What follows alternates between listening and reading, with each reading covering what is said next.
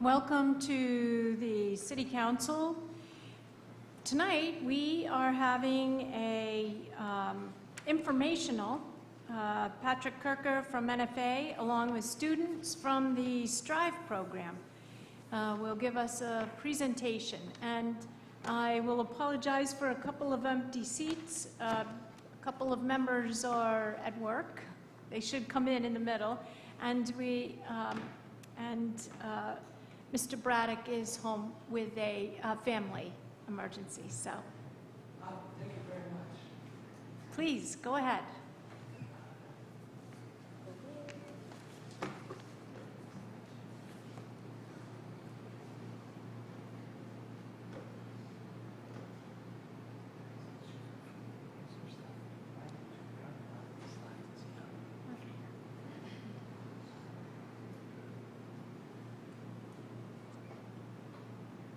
I'm Angels Rodriguez, a student from NFA.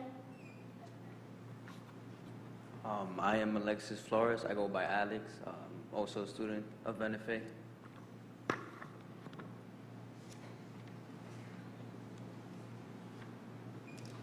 Why should we clear up Norwich? We need to make the city more approachable.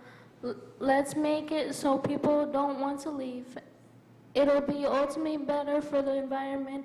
The citizens of Norwich will feel proud of the Rose City once again.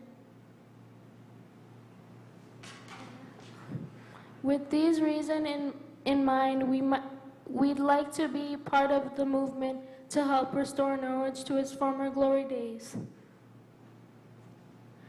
Where to begin? Our ideas. With the help of the city manager, establish a volunteer community service program for teens 14 and up that will assist in cleaning up streets and parts of Norwich and more trash cans to city streets. Hold citywide car washes to help raise money.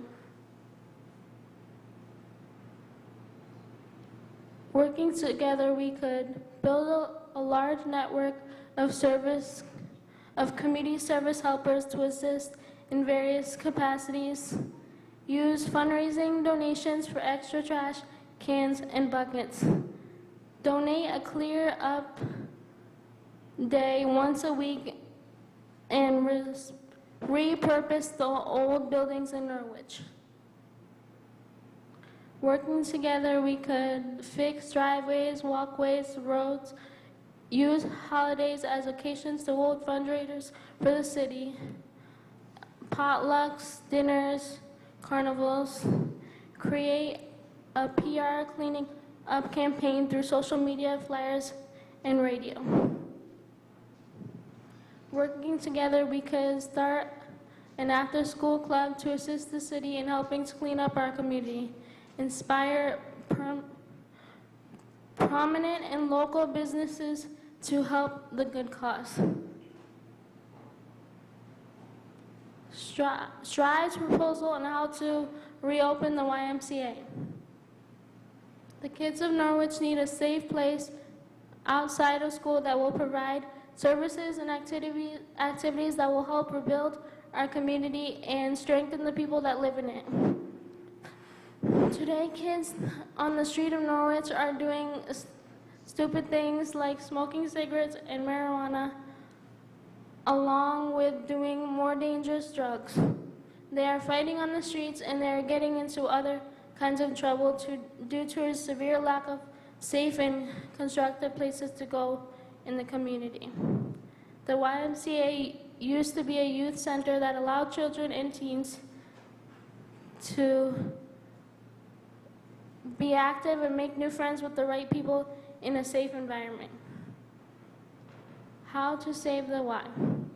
A committee could be formed to actively search for sponsors. Use the website GoFundMe.com.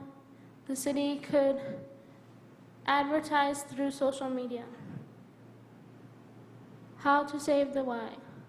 Hold a citywide cook-off. Tickets must be purchased. Create a sell unique Save the Y t-shirts. Create and sell unique Save the Y bracelets. Hold a Bail Me Out fundraiser. Advertise the two willing and prominent community members have been handcuffed.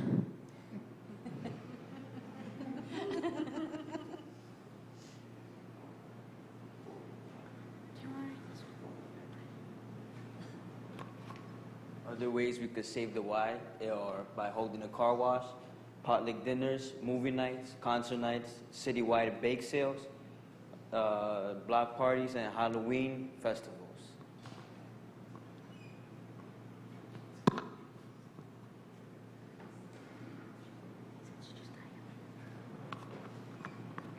The students of Strive have some ideas on how to bring back the YMCA.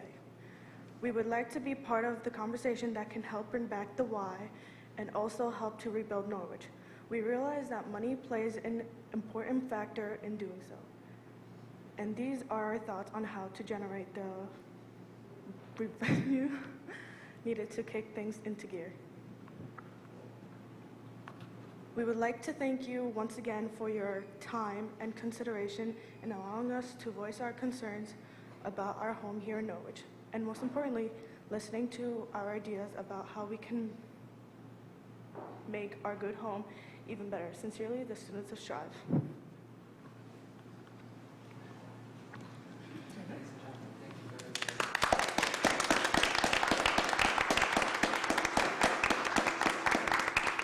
Before you all leave, let me just ask if there's any questions. Does anyone have any questions of the Strive group?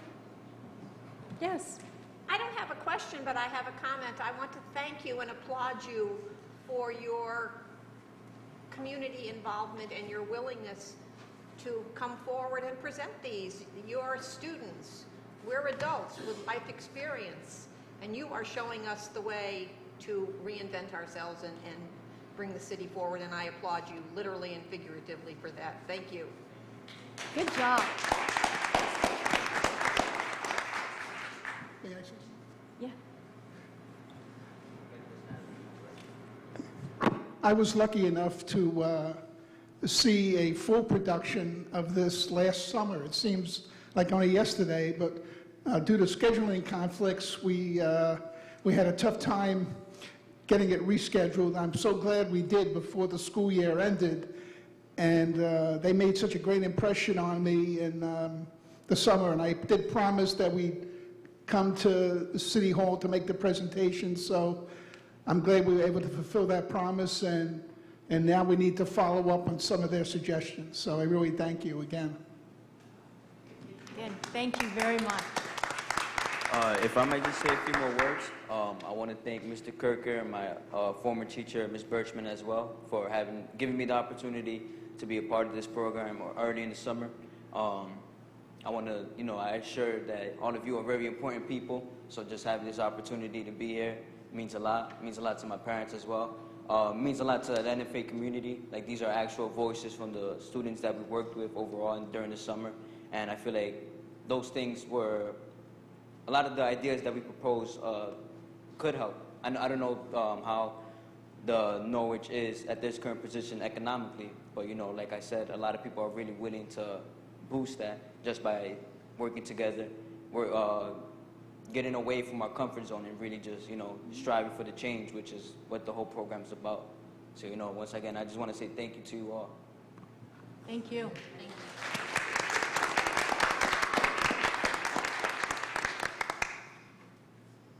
Your ideas were very creative. All theirs. Did you notice we kind of like that one of handcuffing people? Ladies and gentlemen, thank you, Council. Thank you very Thank much. you. We'll take a short break. Our regular meeting starts at 7:30.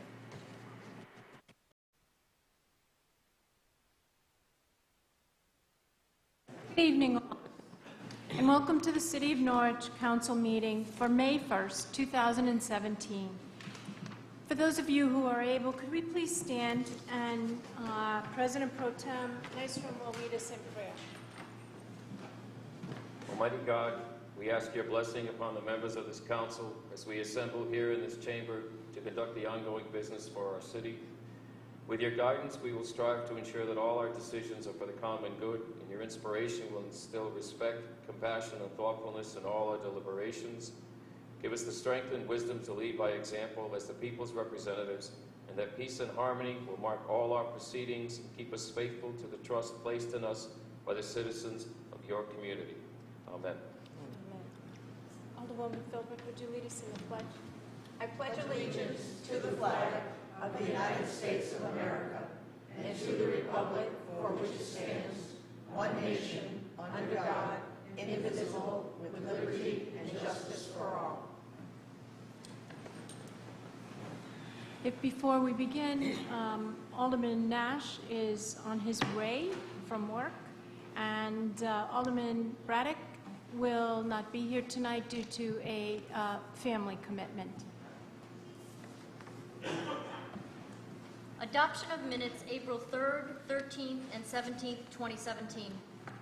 A motion and a second to accept. Alderman Martin, Alderwoman Gould. Is there any additions, any comments? Hearing none, those in favor? And that's unanimous. Proclamation, Norwich Bully Busters. I believe Alderman Martin is going to read this. We had them washing dishes yesterday, so maybe.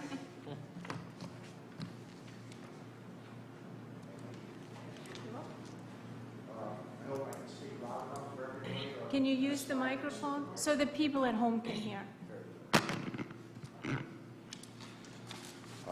This may be the last proclamation I ever give, and I'm glad I'm giving it to some friends of mine. It means a lot to me. On behalf of the City of Norwich, this is a proclamation. Whereas the Norwich Bully Busters and Youth Against Bullying commenced its work in Norwich in May of 2004, and whereas the Norwich Bully Busters and Youth Against Bullying has grown to support include such agencies as Norwich Youth and Family Services, United Community and Family Services, and the Norwich Public Schools, and whereas the Norwich Bully Busters and Youth Against Bullying has provided professional training on bullying and understanding the 2002 Act concerning school learning environment that provided the basis for the first school bullying policy, and whereas the Norwich Bully Busters and Youth Against Bullying continues to advocate for anti-bullying through changes in legislation, education among youth, teachers, parents, state and local officials to stop the violence and promote preventive youth programs, and whereas in 2015, the Norwich Bully Busters started a campaign, Kindness is Magical, which included putting 235 buddy benches in the greater Norwich area schools and libraries. Now, therefore, I and Mayor Deborah Hinchy and Norwich City Council Pro Tem Peter Albert Nystrom, on behalf of the Norwich City Council and the citizens of the City of Norwich, do hereby recognize and congratulate the Norwich Bully Busters and Youth Against Bullying on achieving 15 years of commitment to the youth of the Rose Cities, and to encourage residents to express their sincere appreciation and to support this organization that celebrates 15 years of positive stepping stones with unsurpassed determination and passion for our youth. Dated the first day of May 2017, Mayor Deborah Hinchy, President Pro Tem Peter Albert Nystrom, and myself, Alderman Gerald Martin. Thank you very much.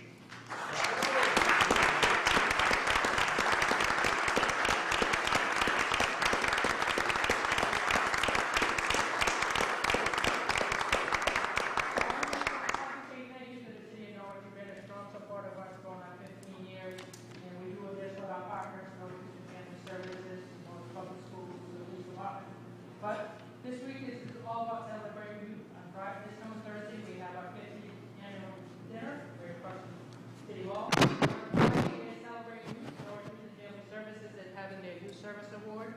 Come and see about what the great youth are doing here in the city of Norwich. Then we ended up with World Youth Day right across the street.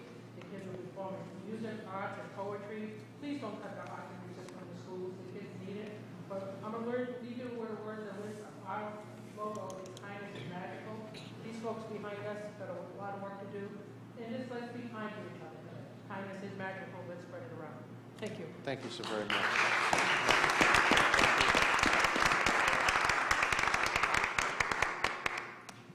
I like your T-shirts.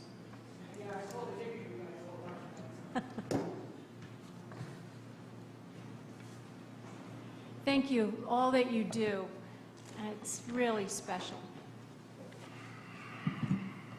Public hearing. An ordinance amending Section 14-32 of the Norwich Code of Ordinances to increase the number of members on the commission established to exercise the powers of the Norwich Golf Course Authority from 7 to 9 members.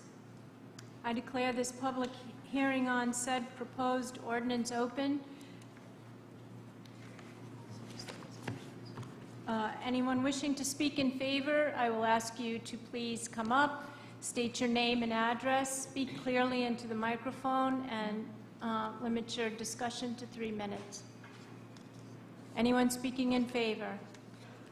Anyone speaking in favor? Anyone speaking in opposition?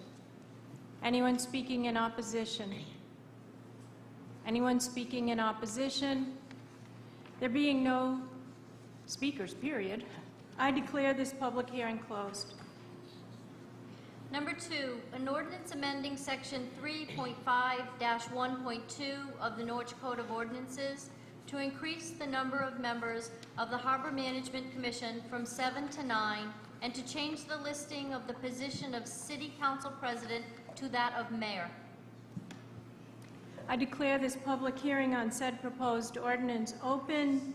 Those wishing to speak in favor? Those wishing to speak in favor? Those wishing to speak in favor? Those wishing to speak in opposition? Those wishing to speak in opposition? Those wishing to speak in opposition?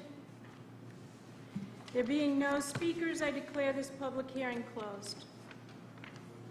An ordinance amending Section 14-32 of the Norwich Code of Ordinances to increase the number of members of the commission established to exercise the power of the Norwich Golf Course Authority from 7 to 9 members. Is there a motion and a second to waive the reading of the full text and incorporate it into the minutes, said ordinance being given the second reading? Alderwoman Gould, Alderman Nash, those in favor? Thank you. That was unanimous. Is there now a motion and a second to adopt the following ordinance? Alderwoman Philbrick, Alderwoman Gould. Is there discussion? We'll do a roll call vote. Alderman Nash. Yes. Alderman Martin. Yes. Alderwoman Gould. Yes. Alderwoman Philbrick. Yes. President Pro Tem Nystrom. Yes. Mayor Henchy says yes. It's unanimous. Thank you. An ordinance amending Section 1.2 of the Norwich Code of Ordinances to increase the number of members of the Harbor Management Commission from 7 to 9 and to change the listing of the position of City Council President to that of Mayor. Is there a motion and a second to waive the reading of the full text and incorporate it into the minutes, said ordinance being given the second reading? Alderman Nash, President Pro Tem Nystrom, those in favor? That's unanimous. Is there a motion and second to adopt the following ordinance? Alderwoman Philbrick, Alderwoman Gould. Is there discussion? Hearing no discussion, we'll take a roll call. Alderman Nash? Yes. Alderman Martin? Yes. Alderwoman Gould? Yes. Alderwoman Philbrick? Yes. President Pro Tem Yes. Nystrom? Mayor Henchy says yes, and that is unanimous. Petition and communication, letter of resignation from Kylie Thompson from the Community Development Advisory Board.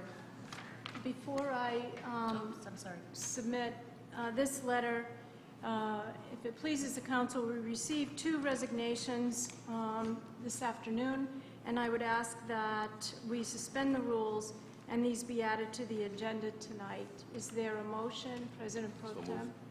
And Alderman Nash? And those in favor? And that's unanimous. Thank you.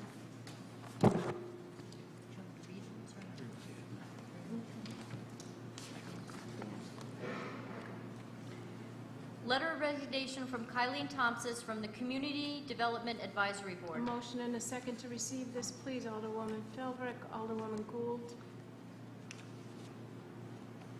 I'd like to thank Kayleen Thompson for all her work on the Community Development Advisory Committee.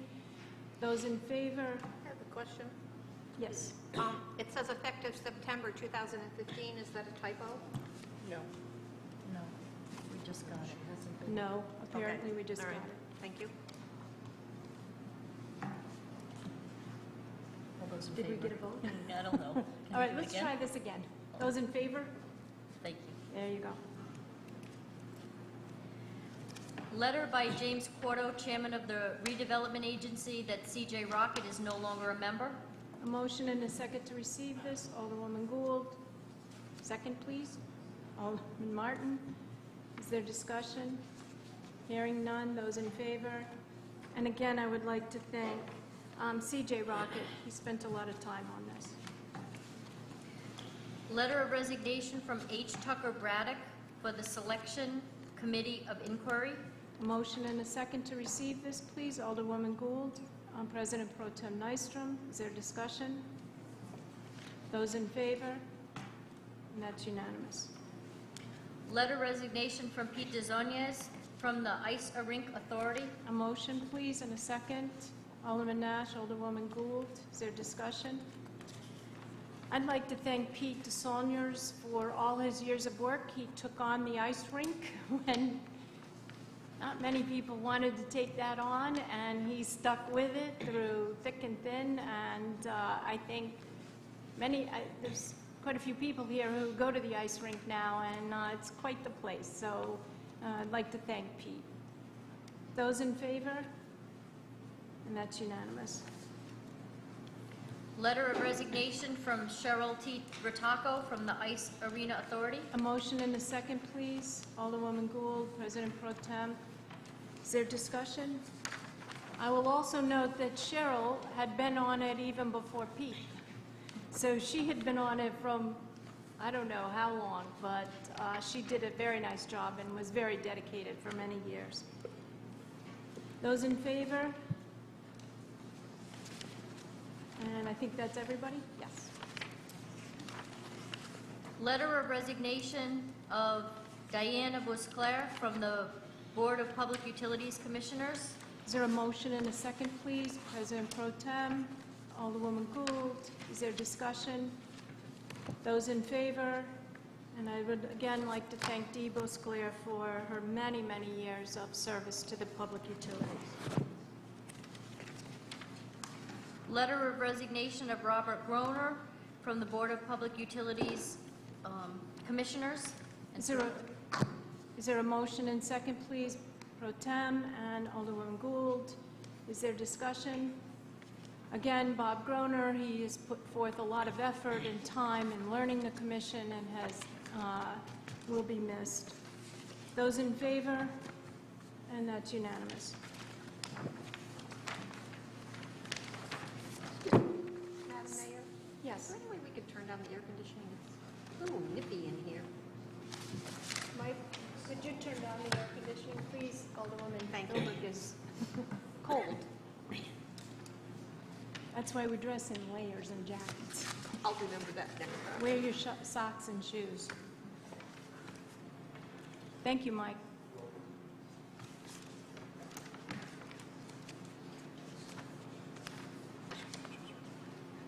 City Manager's report.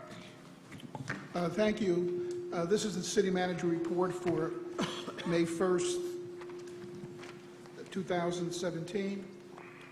The mayor and I have met several times during the past 2 weeks, in addition to our weekly meetings. The budget hearings continue, and per the council's resolution of April 17th, I have been working on reducing the budget by 5% with Josh Pothier and department heads. I met with the principals of the Panema site and staff regarding the state accepting applications for the latest round of grants under the Connecticut Brownfields Remediation Program that are due May 16th, 2017. This is the DECD's 11th round of competitive grant funding for the state brownfield remediation program, under which the state partners with local municipalities and economic development agencies to put blighted properties back into productive use. Under this round, a total of $4 million will be earmarked for remediation projects, and $1 million will be reserved for assessment projects. I attended the CCOG meeting on April 19th. On April 20th, a ceremony was held in my office to establish an Eruv district with members of the Congregation Brothers of Joseph and the Norwich Community Center community. The mayor, Alderman Gould, Philbrook, Braddock, and Martin were also in attendance. An Eruv ceremony delineates an area which Orthodox Jews may carry on certain activities normally forbidden on the Sabbath. I interviewed 2 finalists for the Community Development Supervisor position and expect to make a decision next week, which is now this week. I attended the CCM press conference meeting in Hartford on April 25th to discuss the General Assembly's Finance Committee public hearing. I met with Gary Shipp and Tom Cummings from the Stadium Authority at Dodd Stadium regarding lighting at the stadium. And finally, my assistant, Jackie Barbarossa, met with a videographer for a potential video for the city's website and is participating in the city's new website design. That completes my report for this evening. Does anyone have any questions of the city manager? No? Then we'll proceed. Thank you. Citizen comment on resolutions. I have a few people who signed up, but I will remind you to please speak into the microphone, clearly state your name and address, limit your comments to 3 minutes, and it has been the custom of the council that people who don't necessarily live in Norwich but work in Norwich are able to speak. But I would ask you to please state your home address and where you are employed in Norwich as you begin your presentation. First, on the sign-up sheet, and even if you didn't sign up, we still go through the participants, so not to worry. Susan Blinderman. And please remember that your comments need to be about resolutions at hand. My name is Susan Blinderman. I live at 35 Greenwich Court. I have been a proud public school teacher in Norwich for the past 28 years. I also briefly represented the Norwich teachers as a member of the School Facilities Committee. I am here tonight to urge you to vote against bringing the School Facilities Committee's recommendation to renovate 4 school buildings to referendum in November. If you were to vote to bring this plan to the voters, do you really know what you are asking the voters to decide upon? Can you tell the voters how this plan will benefit the children of Norwich educationally? Would you be able to explain to the voters how much these newly renovated buildings will save them in taxes? Should you tell them that they will be paying for the vacant school buildings even though they will no longer be a part of the education budget? Do you mention to families that although we have targeted 4 school buildings to be renovated in this plan, that those buildings may change if the 6th grade academy gets approved for the magnet school funding? Does anyone know if the proposed budget to renovate the 4 schools targeted in the plan will be able to financially accommodate a different building becoming part of the plan? I could go on asking questions like these all night. And sadly, the answers to all of these questions are not answered in the plan, nor can they be answered by anyone who can provide facts, research, and numbers to back up an answer. There are too many unanswered questions to be able to confidently call this a plan at all. Unless someone can show us how significant improvement to our children's education will be accomplished, or how this plan will save us significant money, this project should be placed on the back burner until the economy in our area and our state improves. Our city and state are facing very challenging times right now. Should we electively place a further burden on the state's budget at this time? There have been no numbers put forth that show the projected operation savings that will be achieved with the renovated buildings. Once this project is done, there is no way of shedding this burden. It needs to be said that buildings do not raise test scores or educate children, and claims of this nature should be challenged strenuously. We have only heard about plans for the buildings, but not much about the education that will happen inside them, or how they will improve the education for the students of Norwich. This plan is less than comprehensive. I want to believe that the project began with great intentions, but along the way a great deal of time and energy was spent on arguing which type of building was better, not which would be better for educating our urban population, or which would bring the city the most cost benefits. The process became an unfortunate push and pull of personal agendas, which ultimately ended us here. In my opinion, we are only halfway to putting together a plan that we can confidently bring forth to the voters of Norwich.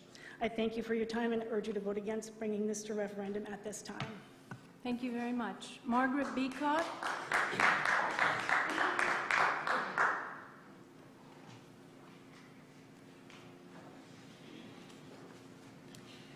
Hi, I'm Margaret Beacott. I live at 208 Baltic Road. I wanted to talk about Resolution 1. I am a member on the Board of Ed, but I'm not here speaking as a Board of Ed member tonight. I'm speaking as a taxpayer of Norwich. I've been a almost lifelong resident of Norwich since 5th grade, and I've seen a lot of changes in Norwich in my lifetime. Most of them of late sadden me an awful lot. I would love to see Norwich change and go back to how it was. The only way we can do that is to cut spending, reduce taxes, and I urge you, City Council, to stick to your plan that you gave to the voters a year and a half ago, that you are going to cut the budget and you're going to keep our taxes low or lower if possible. So I urge you again to please keep that budget low as you can. I realize it's a hard thing to do. It's a hard decision. I realize some people are going to suffer because of it, but we need to save our city. We don't want to be another Detroit. We want to save our city, and the only way we can do that is to start at the bottom. Thank you.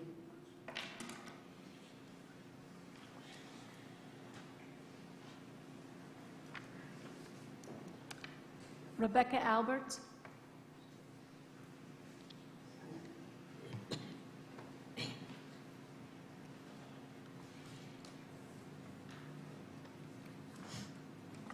Hello, my name is Rebecca Alberts.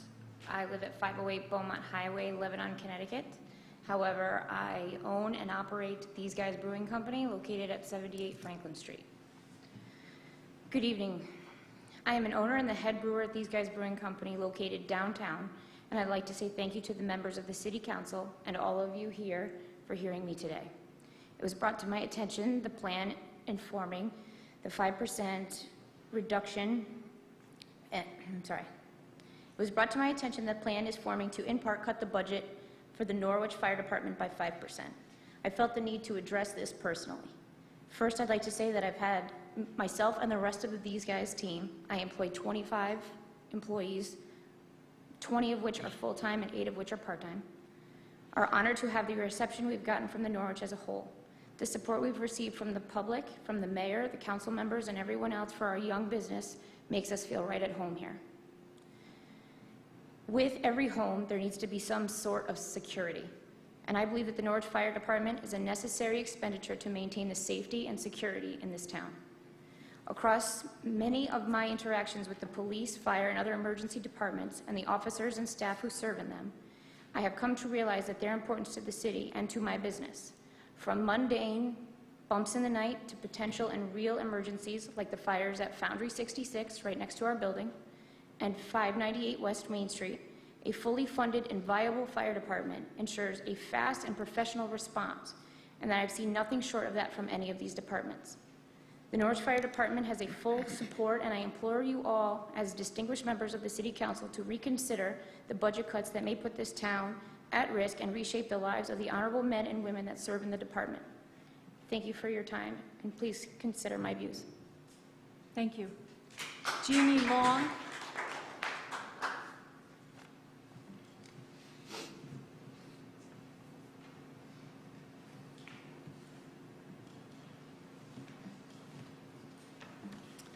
Hi, my name's Jean Long. I live at 21 Chelsea Court here in Norwich. I'm here to address Resolution 2 on the budget. I'm here to speak in support of the NCDC and the services offered by their already really small staff. I volunteer with this team on several committees that work to maintain events like fireworks, parades, and festivals, and I also rent space at the NCDC. The announcement of deep budget cuts comes, interestingly, close to election season, and many of you ran on a platform of huge cuts. And now, like a kid with a homework assignment due, you're scrambling. We were one of the lucky communities that was given back $11.5 million during the budget process this year. Sorry, I'm nervous. We will even have rec programs this year. Still no rec leader, but we'll have rec programs this summer. Boundary 66 and NCDC are so important. No other community in Connecticut is doing this the way Norwich is doing it. We're witnessing the birth of a new model of economic development, one based on collaboration among entrepreneurs and innovators that elevates culture as a driver of economic growth. I'm emotional because I'm upset about this. We have the opportunity not to go back to what Norwich was, whatever that was, but to make Norwich once again wholly viable with the development of the Preston Hospital property. This will not happen if all you care about is your position on a governing body that benefits only your ego and your social media presence. A real urban ecosystem is more than just about a collection of places. It's about the norms, the culture, and the vibe that knit these places together. Budget cuts for political gain will only further divide an already contentious culture, and we can't afford it anymore. Thank you. Thank you. Sean Flaherty.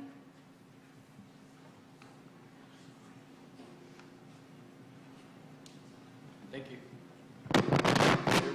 23 Blueberry Hill Road, Norwich, Connecticut. Dear City of Norwich Council, Mrs. Mayor, Mr. Manager, staff, and citizens. My name is Sean Flaherty, and I'm a proud Norwich native. I'm deeply concerned and saddened by the demise of my hometown, the Rose of New England. As I look around, it's not what I once remembered it as. In the past 27 years of life that I've experienced, I've truly seen one of the hardest downfalls I believe any city has ever taken. The reality is, everyone who's somebody is being driven out at an alarming rate. I look around and it makes me so sad I could cry. Long-term homeowners and businesses leaving, choosing to go outside of town for a better quality of life and less taxes. Instead of lovely grand single-family homes throughout Norwich, I see out-of-town slumlords that only care about their next check instead of beautifying their properties and the quality of life moving in. Taxes are extreme for what Norwich has to offer currently, and from what I've seen, it seems to drive people out on the daily. Norwich isn't exactly bright and shiny like it was when it was booming. Now what's left? I'll tell you what's left. Dilapidated structures, empty buildings, and drug-ridden streets. I've seen far too much devastation for far too long. If this persists, I'm petrified for what my kids one day will have to remember Norwich by. I believe we must offer what the city and citizens deserve, never mind its employees. It is my goal to fight each day and each night for the good, bad, and ugly to turn back into the great, the bright, and the truly beautiful, the Rose of New England. Is it right that my brother and I currently don't feel safe working for the city of Norwich? We give it our all day in and day out and worked our butts off to get into our current positions, only to be worried for our employment each year we've been employed. I believe this city needs to step it up for all. I also believe when there's a will, there's a way. The city should go hand in hand with NFA along the way to revamp the rec complex, which is in dire need, as well as restructure the YMCA, providing one floor mainly and one pool to NFA and one floor and one pool to the general public. Instead, I learned this month you'll be shutting down the beach, possibly for the season, as well as possibly eliminating all seasonal staff for the rec. Do you realize that you just put well over 200 acres on 4 guys' backs? How will we keep up with one of the nicest things left to offer our children? For the amount of taxes paid, this truly seems like an unjust disservice in a city of our stature. Thank you. Sean Flaherty. Thank you. Samuel Browning.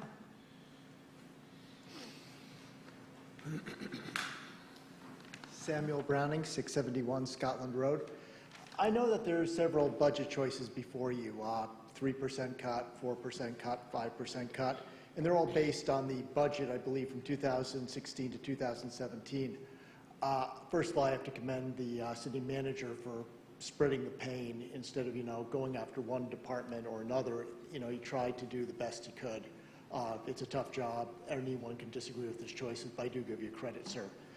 My concern is I think that the percentage that's given out actually understates the nature of the cut because there are some increases built into the budget, which will be increasing even if you're using last year's numbers. For example, the Board of Ed, their budget is 68% of our total city budget, and the amount being used to pay our obligation to NFA is about a third of that.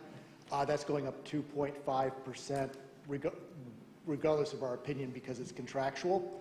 And my concern is the Board of Ed budget is rising, or at least the obligations are rising no matter what, even if you're using budget numbers which are a year out of date.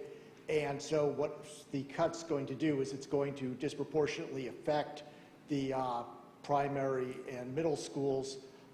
And I think that we are in a position where it will be 5% plus or 3% plus or 4% plus once you include all the contractual obligations which are increasing no matter what.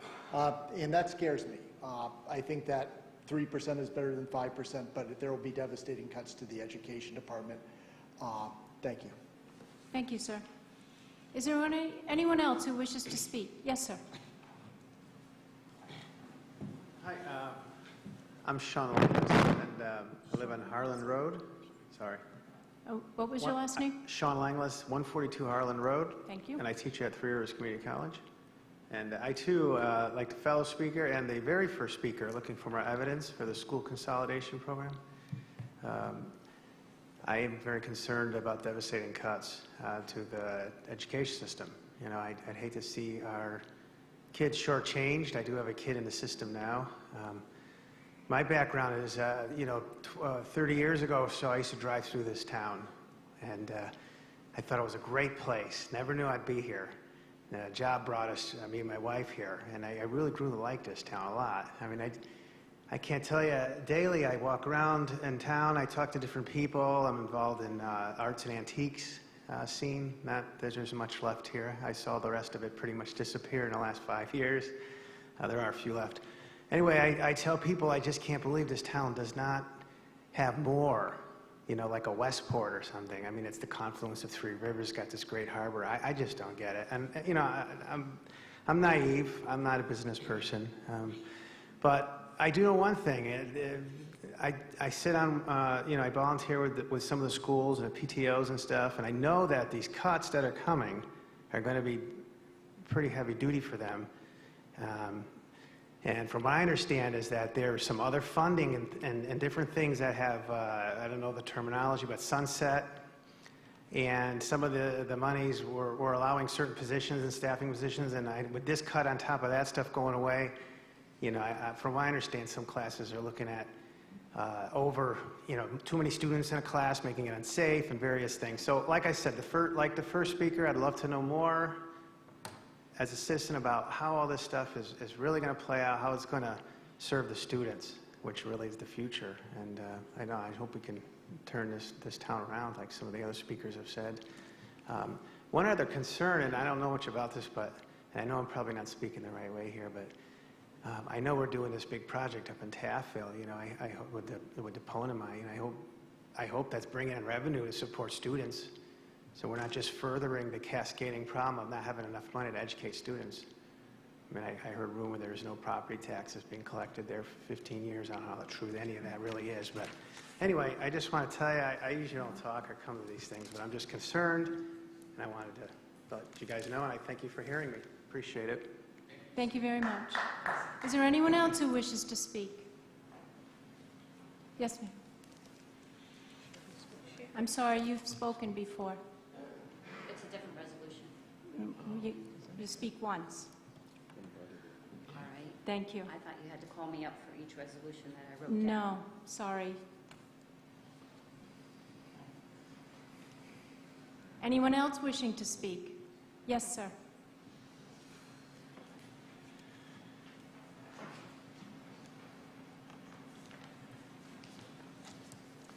Good evening, Rodney Bowie, 62 Roosevelt Avenue. Item 1, you folks have heard me speak on this before on the budget. 5% sounds good to me, it's a start, but there's a lot more work to do. The first speaker of the evening said a mouthful. I don't think I could have said any of it any better than she did. I listened to the presentation for renovations and addition to the school facilities, and it sounded like making a major school. I don't see it improving a child's education, one iota, none whatsoever. I didn't hear anything about how grade point averages were going to go up, or anything at all about the education of kids. I said at that particular facility that I was happy that my children were able to go to Smith Avenue School and walk home for lunch. They didn't have to go to a mega school. I've never been to a mega school. My high school had 160 kids in it. So I've never been to a mega. My mother did. She went to a high school with 3,000 children in it. Now, I don't approve of multi-million-dollar expansion, renovation. These schools weren't built that long ago. So why are we having to renovate them? I don't quite get it.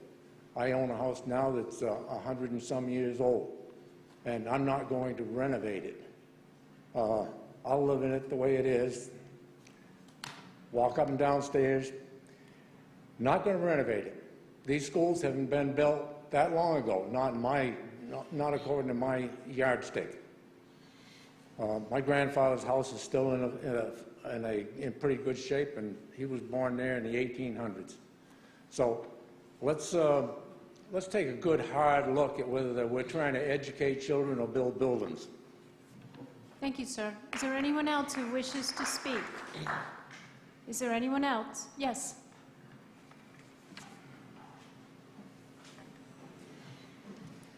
Good evening. My name is Martha Palmer. I reside at 32 Elmwood Avenue.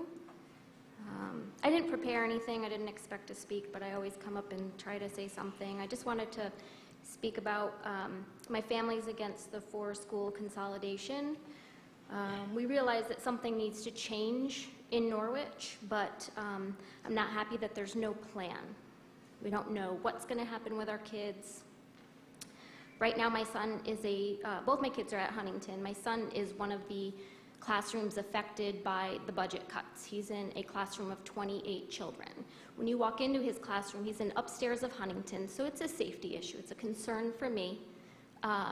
There's a fire there or anything like that. These kids getting out of the building is a concern. They're supposed to have 3 classes. There was a 3rd grade teacher that, the class had to be consolidated last year. So if things stay the way they are, next year, what's going to happen if there's a couple more kids to this school? So I feel like a consolidation would be a great thing, but I'm really concerned why no one in the town has ever considered, or maybe it has and I don't know about it, but why aren't we talking more about changing some of these schools to like K-8? Samuel Huntington was originally a K-8 from what I hear, with 2 classes per grade. And I'd really love to see some information about that. My children love their school. I would also just like to say that my daughter went to pre-K over at Bishop while my son was at Huntington. So this consolidation, I have great concerns, because to try to get a kid out of school across town and a bus across the other side of town you have an emergency, you have a doctor's appointment, you have anything, it's nearly impossible, and it's really difficult as a mom to try to sell this consolidation where one kid's going to go here, and then my kid that's a couple years older is going to go here, but we have no plan. We don't really know what's going on. I thank you all for everything that you do. I love Norwich. My husband and I had no plans to ever live in Norwich. We were sold by our school. We love our school system. We love our neighbors. We love this town. We love these guys. We love everything about this town. I'm really upset about this, and I'm going to try to make it to more of these meetings because it's important. I wish more people knew, but I really feel like it would be great if we could work as a team and try to figure out how to save money and do what's right for these kids. This town deserves it. Thank you. Thank you. Is there anyone else who wishes to speak? Is there anyone else who wishes to speak? on tonight's agenda items. Yes, sir?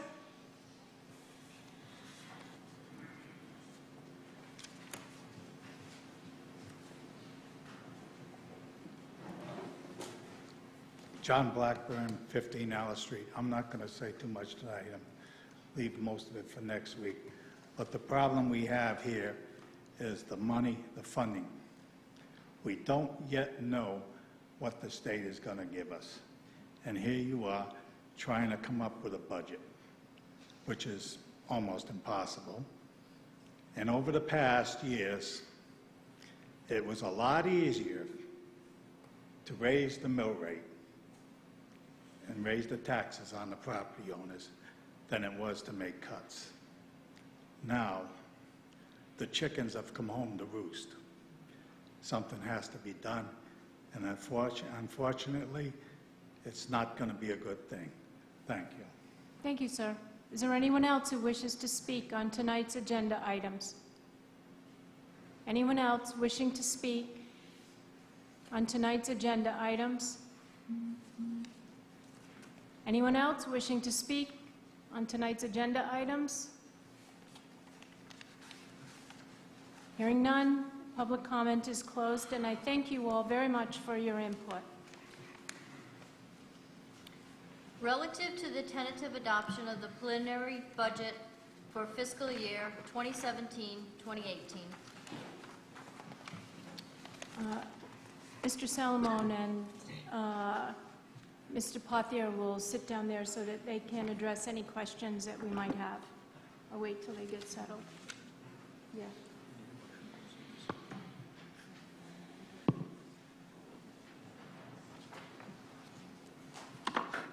Can we have a motion and a second to bring this forward? Alderwoman Philbrick, President Pro Tem Nystrom. Is there discussion? Thank you. Question for the city manager. You had mentioned earlier during the day, you're talking about a PowerPoint.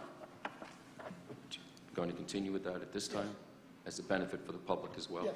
Please do so. Yeah. Thank you, Mayor. Also, if it pleases the council, we can entertain a motion and a second to separate the exhibits, or is it the pleasure of the council to examine them all in their entirety?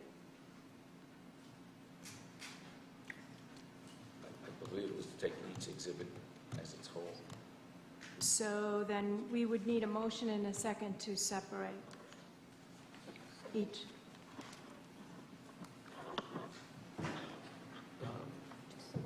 Just a minute. Your question was? Do you want, I'll repeat my question for your benefit. We have 5 exhibits. Correct. Would the pleasure of the council be to sever into individual resolutions, or to examine the 5 exhibits as a whole? If I may, in my understanding and discussion with the city manager, in the way this has been presented exhibit by exhibit, it was to have each exhibit adopted separately. That was the discussion he and I shared. If that's changed, perhaps he could share. Each option could stand on its own or be combined, so that's correct.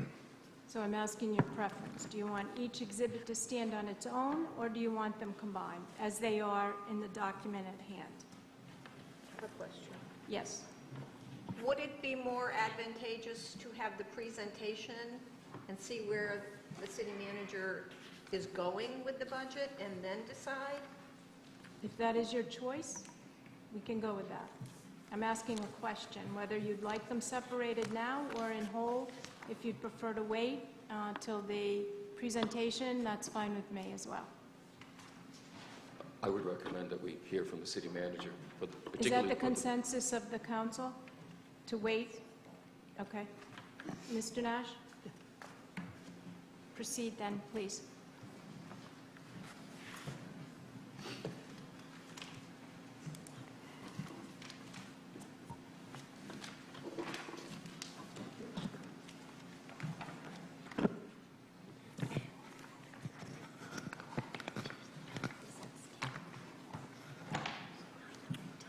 Okay, what I've done tonight to try to make it easier to follow this is a little history. The council at their April 17th meeting suggested and voted that the city manager come up with scenarios that could lead to a 5% reduction in the budget with using the base year of fiscal year 17. We've done that, and we've done it in steps, starting with 1% up to and including 5%. Now, what I'm going to do with the PowerPoint is give an overview of what we've done with the budget and how we came up with the numbers. The individual exhibits give you the detail on each reduction. I knew that that would be too much to put in my presentation, so the council has that, and we can go over that as we look at the budget.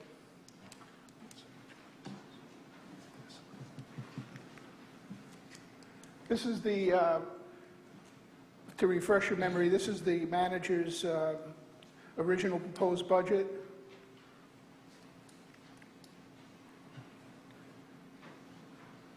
Now, the assumptions that we made in the manager's budget, that all the changes the governor proposed in the budget were to be effective. We took a very conservative approach to estimating volatile revenue sources, and we had preliminary, and I want to underline preliminary estimates of health insurance costs. In the initiatives and changes, we did have ending the city operation of the transfer station, moving human services out of 80 Broadway, budgeting 1.7 million more in the charter than the charter minimum for capital budgeting, fully fund the request by the Norwich Public Schools, and it was a net increase in staffing of 1.1 full-time equivalent, or FTE. Remember, this assumes that the budget as proposed, we receive the additions to the revenue as the governor proposed. In reality, as we progress now, it seems very clear that that will probably not occur, although, as some of the speakers pointed out, we really won't know the exact number until sometime in the beginning of June, and there's always a potential for the legislature not even having a budget by the beginning of June, but extending it out from there. So there is some doubt about the revenue. The original city manager's proposed tax impact, if everything was as promised, it would be a 4% decrease in taxes. There'd be no change to the TCD, and the CCD would have a 14% increase. That's because it has a very small piece of the pie, so any changes in it kind of exemplifies the movement in that. There would be a cap on motor vehicles from 37 to 32 mils, so citizens would be paying less taxes on their vehicles, and that's a state law that's been phased in over the last 2 years. The average taxpayer with a house and 2 cars in the TCD would have a $207 decrease in taxes, and in the CCD, $103 decrease in taxes. Remember, that's with the governor's proposed budget. We've been working since the 17th on the City Council's request to reduce the budget,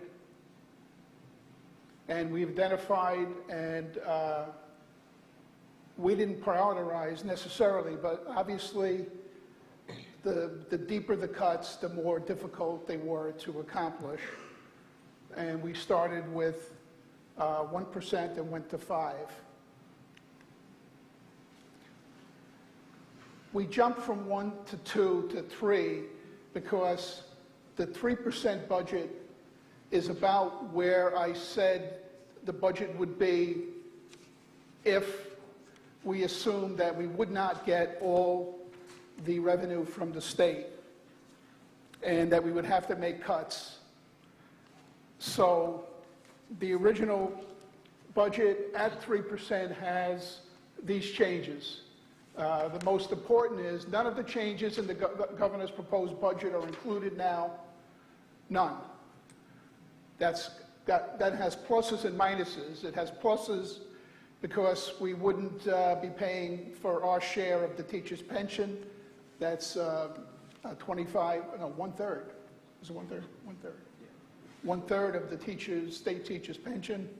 But at the same time, we would not be taxing the hospitals, nor would be receiving additional funds for education, specifically in the special education area. As the fiscal year approaches the end, and now we're in May, we can take a little less conservative approach to estimating the revenue sources. It's a lot easier to estimate what your revenue sources are in May than it is in November when you start the budget. So by May, you have very good indications of what your revenue is, so we've been able to review that.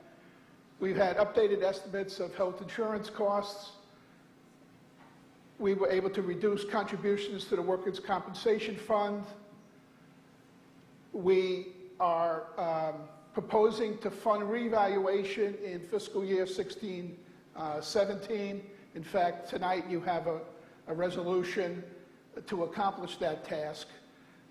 Therefore, we could cut about $180,000 out of that proposed budget for the first phase of revaluation. Some of the initiatives and the city operation and transportation, the same as before. Moving human services. The bold type are changes. Capital projects are funded at the charter minimum, and the Norwich Public Schools will be funded at a 2% increase rather than the approximate 3% increase. And the net increase in staffing would be 1.1. What does that do? The 3% decrease over the baseline budget would be a tax rate for the general fund of about 1.9% increase, TCD no change, and CCD 12%. We still have the cap on motor vehicle taxes lowered from 37 to 32. So the average taxpayer with house and 2 cars would see an increase in the TCD of $27 and the CCD an increase of $119. That's at the 3%. Gets more difficult as you go down to 4%. All the assumptions on the left are the same. In addition, we've now cut on the bottom of $284,000 from other line items. Staffing changes, we've ended again the city operation, moved human services, capital funding at a minimum. Norwich Public Schools are now funded at only a 1% increase. That's one of the major changes. And we have started to trim back staffing to the equivalent of about 4 positions. Most of these are done through attrition rather than layoffs. The 4% decrease tax impact, at 4%, the general fund tax rate goes up slightly, 0.19%, so much less than 1%. No change in the TCD, and the CCD stays the same. The capital motor vehicle stays the same. And there's a $42 decrease in taxes, and in the CCD, a $51. Finally, at 5%, which fulfills the direction of the City Council. All the assumptions are the same. We have now cut $315,000 from other line items. We have Norwich Public Schools at this point receiving no increase over 16-17, And the other major change would be that we'd have a net decrease in staffing of over 10 full-time equivalent employees. So you range from having no reduction of employees to around 10. Of course, this does not include the Norwich Public Schools. They would have their own reductions in staffing that would be impacted by this reduction. The mill rate changes at the 5%. The general fund goes down 1 3/4. No change, and then CCD has no change. Average taxpayer, house and 2 cars, 117 decrease in taxes, and the CCD, a $24 decrease in taxes. Developments in the state budget. Right now, the Appropriations Committee, the plan is stalled. There's a higher increase in state spending, relies on the same level of union concessions. This is talking about the governor's budget. No major changes in education funding. As I said, towns would not have to pay into the teachers' retirement fund, and there would be no tax on our local hospital. The Finance and Revenue Committee increases marginal income tax rate, increases the sales tax, and restores colleges and hospital pilots and increases the funding there. That's a key one for cities and towns that have a lot of state-owned property. I'll give you an example. Hartford would greatly benefit by the restoring the pilot in that, and obviously that affects communities very unequally depending on how much payment in lieu of taxes they receive from the state. So that is the summary, in a brief summary. What you have on the agenda, on your agenda, are 5 exhibits which show the actual dollar amount of changes for each scenario, starting with the changes in the revenue. That's Exhibit 1. Exhibit 2 has changes to general fund revenue. Exhibit 3 is the reductions to get to the 3%. Exhibit 4 is the reductions to get to the 4%. And Exhibit 5 is the reductions to get to 5%. If I can butt in a second, so to go from 3% to 4%, each one of these exhibits would be cumulative. I was going to say that, but that's okay. I might have forgotten. I was going to remind you. I wasn't going to forget, but Josh knows me pretty well, and I might have forgotten that. Josh, can you grab that? Thank you. So, if you were to, let's say, not accept scenario 3, but accept scenario 4, we'd have to redo over the numbers to get the reduction, because we would have some from column A and some from column B. We're capable of doing that. So if the council wants to make individual reductions from the list that we provided, we can do that. And I think with the miracle of computers, we'd be able to do a running total on what the mill rate would be on that. So we wanted to give you that information, so if you make adjustments, what actually happens to the mill rate with the adjustments. With that, I'll take any questions, or we can just start the discussion. Does anyone have any questions? I have a question before we start. Explain to me where the information in the second half of page 4 fit into this scenario. Are those added into, are those in addition to exhibits 3, 4, and 5? Exhibit 4 includes all the reductions in Exhibit 3, plus the reductions in Exhibit 4.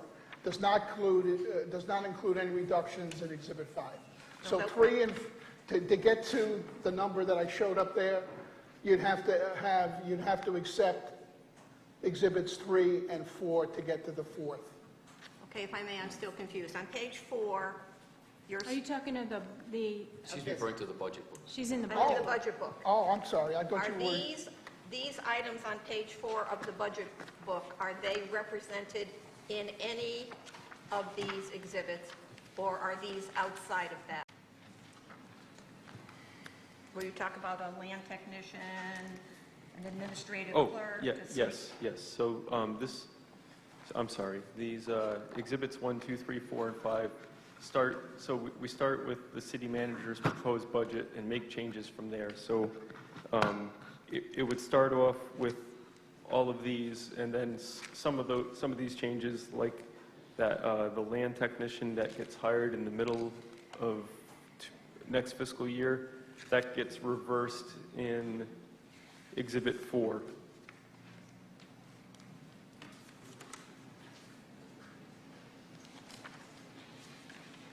Okay, so those items on page 4, the lower half of page 4, Yes. are included in these exhibits in their entirety. They're already counted. Yeah, previously. so all these changes, yes, they are made unless they're reversed later in the exhibits. So, for example, let's see, Well, may I, just in the interest of cutting to the chase? Yep. On page 5, and I'll use this as an example, Okay. eliminate the code enforcement secretary position. Is that included in any of these exhibits? so that position is eliminated throughout throughout any of these scenarios. Okay, so that would be included in the 10 point whatever or Right, the 3. correct, Okay, thank correct. you.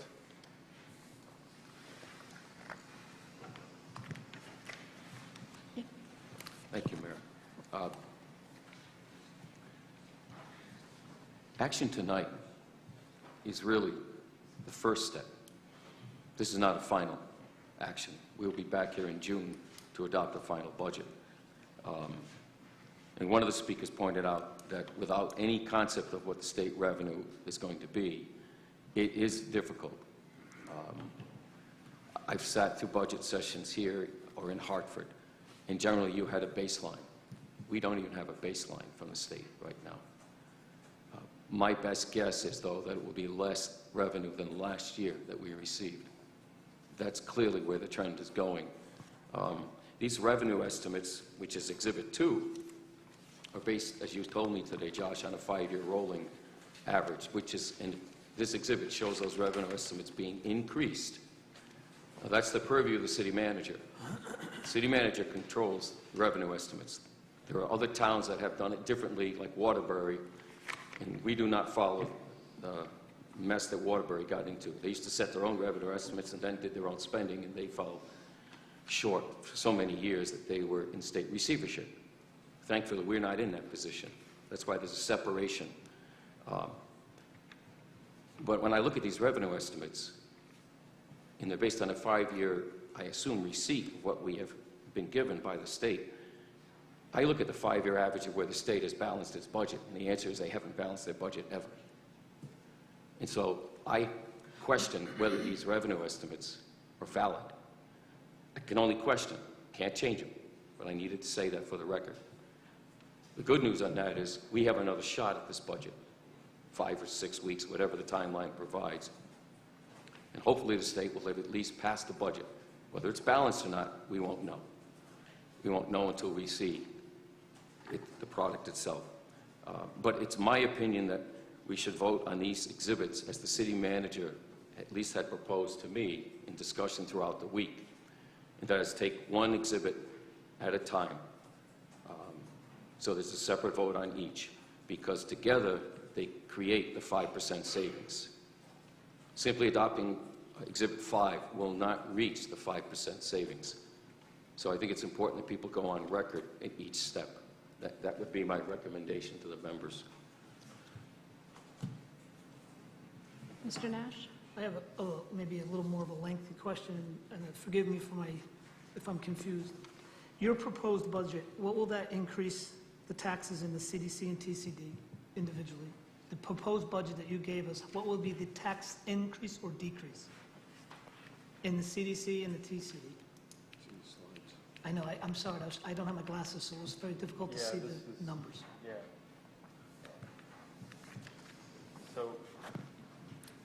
So the general fund mill rate with the city manager's proposed budget would decrease by 4.08%. There would be no change in the mill rate in the town consolidation district and a 14% increase in the city consolidation district. For the average taxpayer example that we use, the taxes would decrease by $207 in the town consolidation district and $103 in the city consolidation district.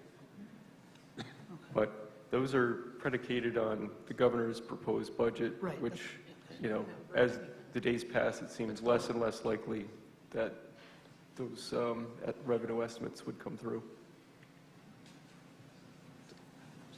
Mr. Nash, did that answer your question? No, I'm going to have to make a phone call later. Anyone else? Let's see if anybody else has a question, please. Mr. Martin or Alderwoman Gould? Thank you. In Exhibit 5, you said there's a decrease of 10 full-time equivalents. Yes. How many of those positions will be through attrition, and how many will not be through attrition?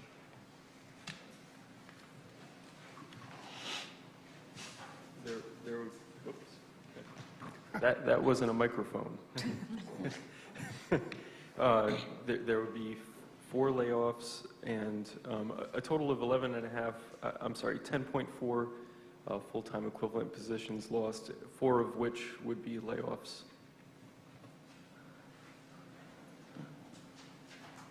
So 4 layoffs and 6 through attrition. Correct. Thank you. Alderwoman Philbrook? So I understand this. This is based on, the original city manager's proposal is based upon the best possible scenario from the state of Connecticut. Tell me what the increase will be for the TCD and the CCD if we got nothing from the state. I mean, how can you... That's the only one we use, that's the only scenario we use, the governor's estimates. All the other scenarios wipe out the governor's additional income. So we assume no change in revenue from the state with the other assumptions. So only, and pretty much at the 3% and on is no additional state revenue and no additional state mandates.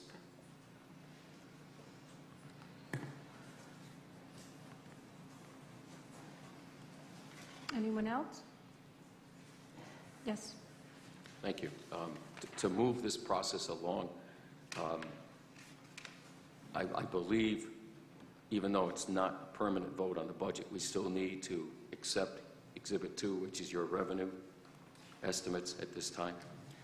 Exhibit 1 and Exhibit... 1 and 2, excuse me. Correct. And that they both deal with revenue estimates. Yes. Correct. Okay. If I may, Madam Mayor, I'd like to make a motion that we adopt Exhibits 1 and 2. That's what I was trying to say in the beginning. If you got the resolution as it is, you may want a separate vote on each of the exhibits to make it clear. I think you can get very confused if you're jumping, so maybe you can take up 1, then 2, then 3. That's why I asked for, if you wanted a motion to separate all 5 exhibits. So that, because the other thing is it needs to be clear for us, but it also needs to be clear for the public so they know what to speak on or what they'd like to talk to you about. So I will, as I said, I'll leave that up to you. If you want to take and separate all exhibits, then we need a motion and a second. Again, I would repeat the motion to take Exhibit 1 and 2 together because they're both dealing with revenue estimates. There's a motion on the floor right now, as I understand it, to vote on the thing as a whole. Right. Yes, it's before us. So you can amend the existing motion. Okay. I guess that's where it becomes confusing. It's easier to...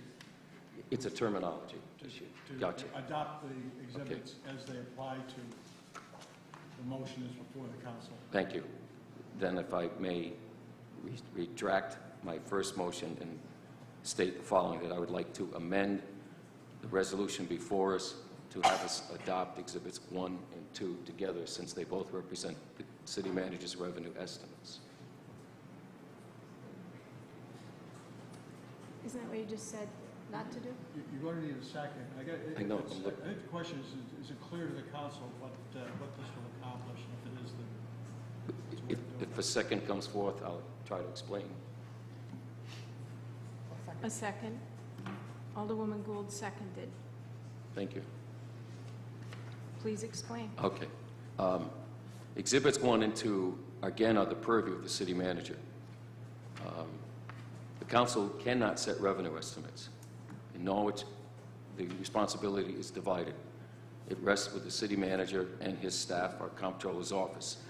I was simply looking to expedite that portion of the discussion, since they both deal with revenue estimates and information that people can review and question. To take them separately, I think, might be a disservice to the people because they'd have an incomplete picture dealing with the revenue estimates that the city manager has provided. So that is why I made the motion to keep them together. Is there any further discussion? Yes. I personally don't feel comfortable voting them together because I need to separate them. I might agree with Exhibit 1 but not Exhibit 2, or the reverse of that. I don't like to give blanket. My recommendation, is there any further, let's let other people speak, please. Is there anybody else who'd like to discuss this? Alderman Martin. Yeah, it's my understanding that, as Alderman Nystrom stated earlier, that these are projected revenues, and that's just what they are, is revenues. They're not anything that we have that we can change or anything else. Thank you. All right. Is there further discussion? Please, thank you. The bottom line is we're not allowed to change his revenue estimates. We may not like them, but we cannot change them. We don't have that authority. I understand that. I think what Corporation Counsel is suggesting, that we separate all 5 exhibits so that it's clear, and then vote on your argument is understandable, Exhibit 1 and 2.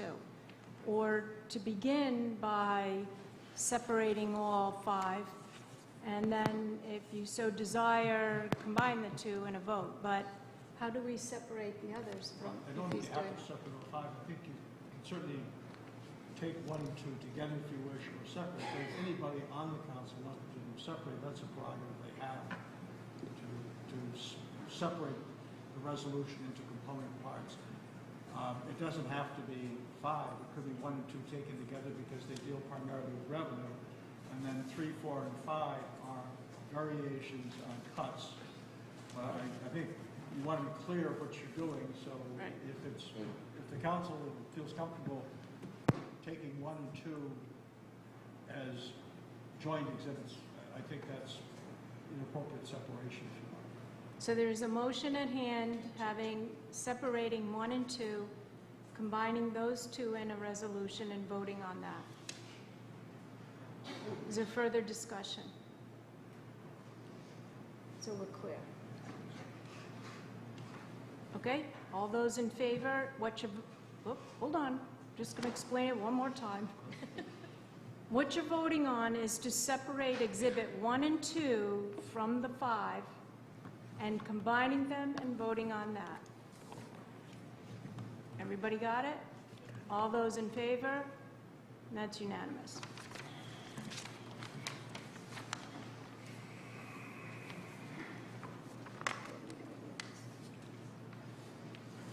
Now, for purposes of the motion going forward, the resolution, those are part of the resolution we've adopted. The question then, I guess, is the first one to take up, if you wish, would be Exhibit 3. Or do you want, again, we can separate them, or if it is your pleasure to keep them combined. We need a motion. Yes? I make a motion that we separate them. Is there a second? There is a second. Is there discussion? Hearing no discussions, those in favor and those opposed. So it was 1, 2, 3, 4 in favor, 2 opposed. So the exhibits are now separated.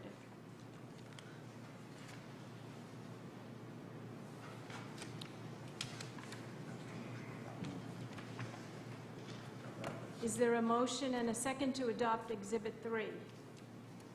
Are you making a motion? Yes. Is there a second? Alderwoman Philbrick, is there discussion? Hearing none, those in favor of Exhibit 3? There is 4. Those opposed? 2. So 4 to 2, the motion carries. Exhibit 3. Is there a motion and a second to bring forth Exhibit 4? President Pro Tem Nystrom and Alderman Martin. Is there discussion? Yes. I'm just, again, I need clarification. So if we have voted in the affirmative to accept Exhibit 3, does that necessarily negate, are we just bringing that forward so that 3 will be incorporated into 4 and 5? Yes. Okay. Yes.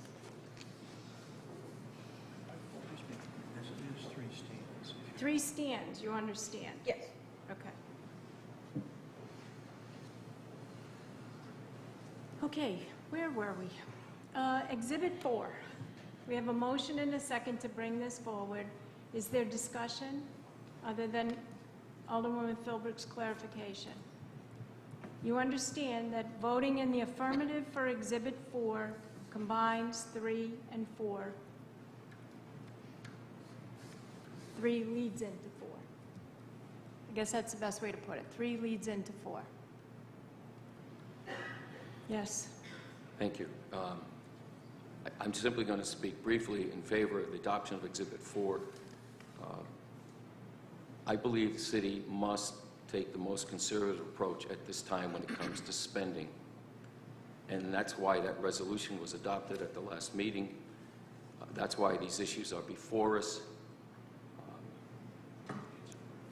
Not knowing what the revenue from the state is going to be is a very precarious edge for us to stand on. None of these actions are taken lightly, any of these reductions. It's not easy. It's not pleasant. But if we're going to help this city recover from one of the highest tax rates in this area of the state, we're going to do that with in mind that we want to encourage growth in our grand list. The cost of living in this city is too high. And the only way you change that is stop spending first. That's why this is in front of us. That's why I support this. I don't take pleasure in any of this. But the burden of taxes in Norwich is excessive. People continue to leave. Businesses choose not to locate. If we want our grand list to grow in order to carry the services we want to provide our citizens, we have to take these difficult steps. So I support Exhibit 4. Anyone else? Alderman Nash. Thank you, Madam Mayor. The only concerns I have is I sit here and I have committed to reducing taxes in the city of Norwich, and it has nothing to do with my ego or my media presence or my position sitting here on the council. My concerns are there are people losing their homes. There are people whose taxes are so high that their mortgages, they cannot modify their mortgages, and they're losing their homes. There are people on the precipice of losing their homes. We can't afford to lose homeowners in the city of Norwich because at this present time, they make up the reason we have any money to spend at all. My only concerns, and I'm going to speak on 5, which we haven't got to yet, but my concern is the 2%, dropping the school to a 1% and eventually possibly a flat funding, which I do not think is in the best interest of the city of Norwich. I have made that perfectly clear to my colleagues. I'm also concerned about another funding withdrawal in Exhibit 5, which we're not there yet, so I'll speak on that when I get there. But I am committed to getting us down to 5%. I'm not sure how the priorities were set on these budgets, on these exhibits. It's like anything else, and I've used this analogy a bunch of times, and I apologize if I sound ignorant, but I have a budget that I have to buy groceries with, pay my lights with, pay my mortgage with, pay my phones with, pay my car payment and insurance. I might have a credit card that I can, put something off with it for a while, but eventually I have to pay that too. So the point I'm trying to make is that we have to understand that there's only so much money we have, and there's a priority. So if I go to the grocery store, I either buy steak or pork chops or ground beef or ground turkey, whatever's cheaper at that time, so I can afford to buy food for my family and also have enough to pay for the gas to get to work and my other bills. So here we sit telling you that we have to cut things, but I'm not sure about the priorities. Cutting the school to 1% or to a flat fund, I think is not the smartest thing for us to do. They are absorbing an increase from NFA that they have no control over. We have to ensure that they have that much money at least. When you say flat funding, it's not flat funding them. They have to pay NFA, so they're not getting an increase. But they still have to cover NFA, and it doesn't help them at all, and someone's going to lose out. I'm not here to talk about the school budget because they have their own priorities. People come up and say, don't cut art. Well, that's not my choice. That's the school's choice. They have a priority that they have to decide what they can pay for and what they can't pay for. So we give them the money, and they do what they can with the money, just like we're saying to the citizens. I sit here every year and I say to you, what don't you want? You don't want high taxes, but you don't want us to cut this, don't cut that. We need to have this, we need to have that. Well, that all costs money. And I'm just concerned that there are many people like myself who are on the precipice of losing their homes because the taxes are too high. And that's a reality that a lot of us are facing. So, at this, I will support all the way to 5 because I have been assured by my colleagues that this is only the first attempt and that there's going to be another vote on this in June. And I will tell you then, and I will make this commitment, I will fight as vigorously as I can to keep the school a 2% increase. And there was another item in item 5 I'll discuss when we get to that one. But at this point, I'll support 4. The only thing I'm concerned about, and I want to make it public right now in front of everybody, is that I do not wish to see the school reduced to a flat fund. Thank you. Is there anyone else? Alderwoman Gould?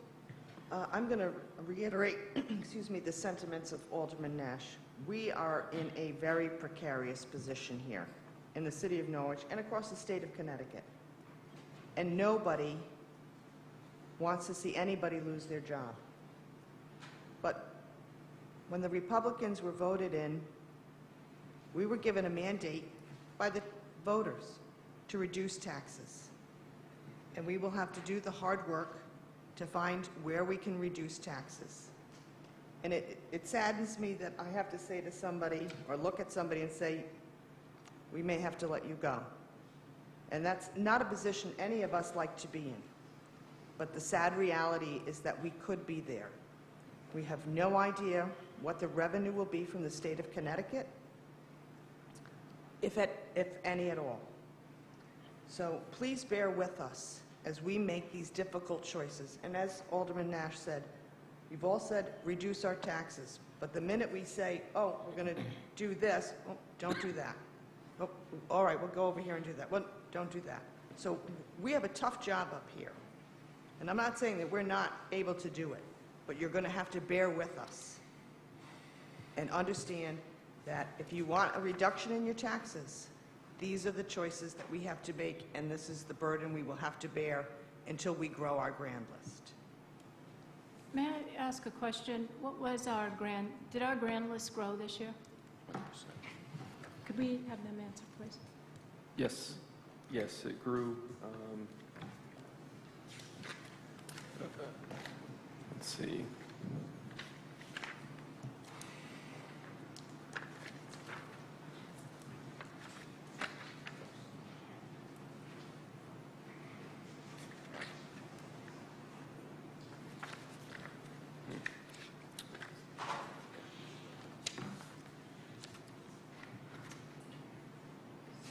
It grew roughly 2%.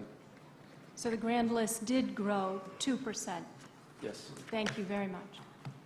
Is there anyone else who wishes to speak? Yes, sir? Thank you, Mayor. Just briefly, the process we're going through right now, I think has never been done before. Past councils would take the city manager's budget, go off on their own, return, and take their votes tonight without the guidance of the paid professional that we hired or who we employ, Mr. Pothier. While these are very difficult decisions, these decisions are before us with their recommendations because they understand how the city will function following these if they are adopted. And that's why we made that motion at the last meeting, so that we made the highest and best use of our paid professionals. I don't believe that's ever been done before by any city council. We're not operating in a vacuum. These are recommendations that they have provided to us. And while they're difficult, it's making use of all our resources through this very difficult time. And I think that was the best decision we could have ever made this difficult year. Thank you. Just as a point of clarification, I won't be voting for Exhibit 4. The city manager and the council, my fellow council people, have indicated that these cuts are council mandated. And I would like you all to know that not everybody on the council has asked for these cuts. I did not.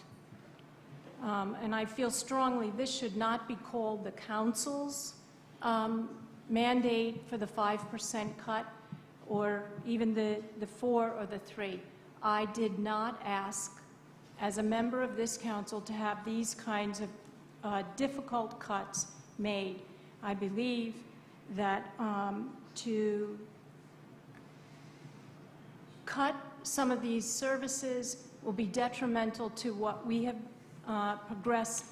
As you can see, it is erroneous to say that there was no growth in the grand list. There has been. And so these positions that are being eliminated are going to affect revenue. And if revenue is affected, we will continually cut every year because revenue won't be able to go up. When our schools are decimated, or, classrooms, as many of you spoke about, are filled to the brim, we will not be able to progress. So please be aware, this is not the entire council asking for these numbers. I cannot speak for the gentleman who is not present tonight, but I can speak for myself. I did not ask for these. This is not a council mandate. This is a recommendation from 5 people on the council. And so I will be voting against these strongly. Is there any further discussion? Yes, sir. I'd like to add to some of that. First of all, we didn't get here overnight, This has been happening for a long time. Now the credit card's due, for lack of better words. The other thing we all need to remember, this is other people's money. It's not my money to just hand out to whoever I want because I like them or whatever. I have to do the best with what I have. This area never recovered from the recession like other parts of Connecticut. We're the poorest of the poor. We really are. With over 70% of our children on paid lunch, it speaks volumes. We're rubbing 2 nickels together to make a dime on a good day. The people who came before me, a lot of them didn't have the guts to make these hard choices. That's why they just kept perpetuating, and the hole kept getting deeper and deeper and deeper. We also lived beyond our means for many years. When the industry folded and shut down, we never right-sized our government to accommodate what we had for resources coming in.